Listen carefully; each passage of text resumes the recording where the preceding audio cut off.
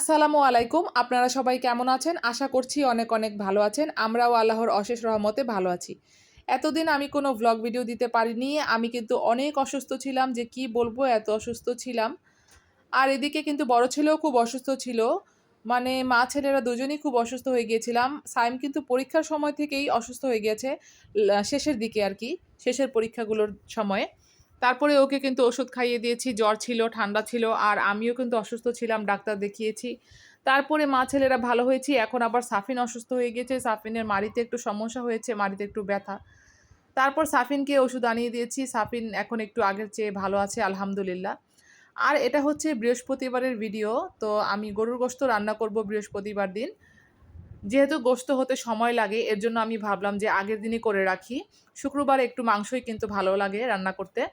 মুগ ডাল দিয়ে রান্না করব, এর জন্য মুগ ডালটা ভালো করে ভেজে নিচ্ছি। আর এদিকে পাবদা মাছ তো রান্না করে নিচ্ছি। এদিকে আমার ডাল ভাজা হয়ে গেছে, আর আমি গোশতটা এখন বসিয়ে দিয়েছি। বসাবো আর কি, পেঁয়াজটা লাল করে নিচ্ছি ভালো করে। আমার ভিডিও যদি আপনাদের ভালো লেগে থাকে তাহলে লাইক, কমেন্ট, শেয়ার করতে অবশ্যই ভুলবেন না প্লিজ। সবাই লাইক দিয়ে দিবেন, একটা লাইক দিয়ে দিবেন, আর সাবস্ক্রাইব করে দিয়ে চ্যানেলটার পাশে থাকবেন যদি আপনাদের ভালো লাগে আমার ভিডিওটা। আর এদিকে কিন্তু পাবদা মাছটা হয়ে গেছে।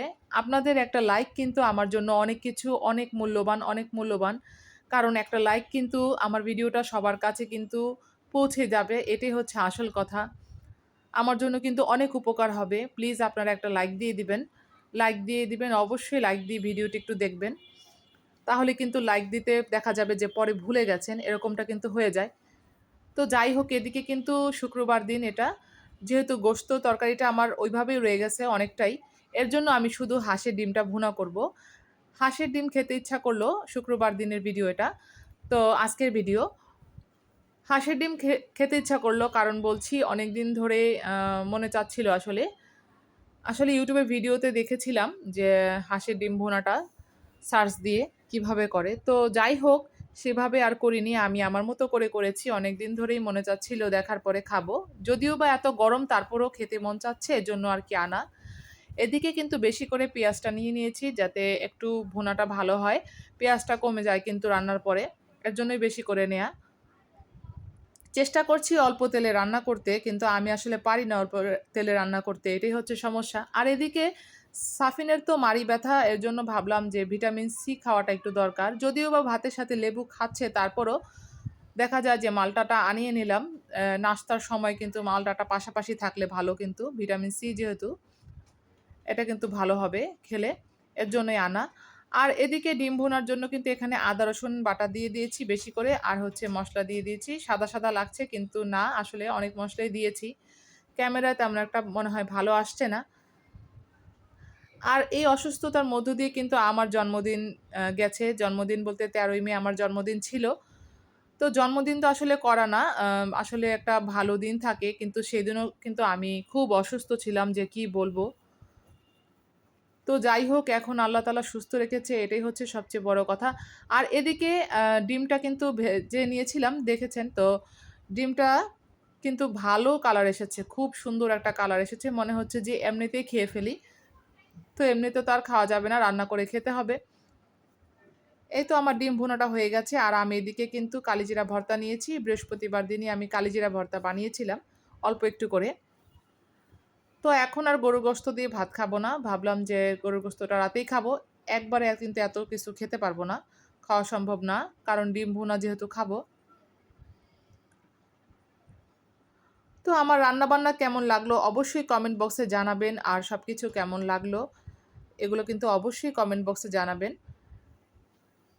আর ডিম ভুনাটা কিন্তু অসাধারণ হয়েছে। আসলে হাঁসের ডিম কিন্তু হাঁসের ডিমই। সেটার সাথে কিন্তু আসলে মুরগির ডিমের সাথে কিন্তু তুলনা চলে না। এটা কিন্তু অন্যরকম মজা হয়। অনেক মজা হয় হাঁসের ডিমটা। তো যারা পছন্দ করে হাঁসের ডিম তারা তো জানেই।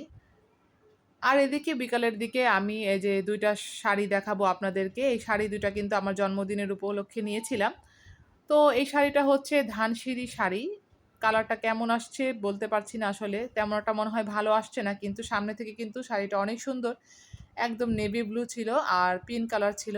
এই তো শাড়িটা কিন্তু স্টেপ, স্টেপ এই যে আঁচলটার মধ্যে, এটাকে ধানসিঁড়ি শাড়ি বলে। এই যে পাড়টা কিন্তু ধানসিঁড়ি পাড়, তো এজন্য এটাকে ধানসিঁড়ি শাড়ি বলে, ধানসিঁড়ি পাড়ের শাড়ি। তো এগুলো আমি একটা অনলাইনে অর্ডার দিয়েছিলাম। তো অসুস্থতার আগেই আমি অর্ডারটা দিয়েছিলাম। তো অসুস্থ সময় কিন্তু আমি এটা হাতে পেয়েছি। এটা আসতে কিন্তু একটু সময় লেগেছে। ২ টা শাড়ি নিয়েছি। তো আরেকটা শাড়িও নিয়েছি। দেখাচ্ছি সেটা। এটা কেমন হলো একটু বলবেন। আপুরা কেমন হলো শাড়িটা একটু অবশ্যই কিন্তু জানাবেন কমেন্ট বক্সে। আমার কিন্তু অনেক পছন্দ হয়েছে। অনেক দিনের ইচ্ছা ছিল যে এই শাড়িটা নেব।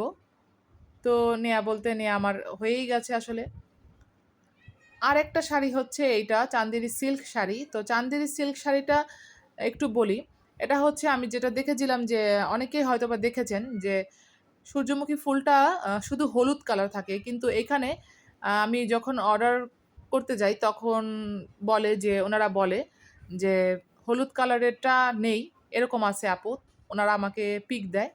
তারপরে আমি ভাবলাম যে তাহলে এটাই নিয়ে নেই।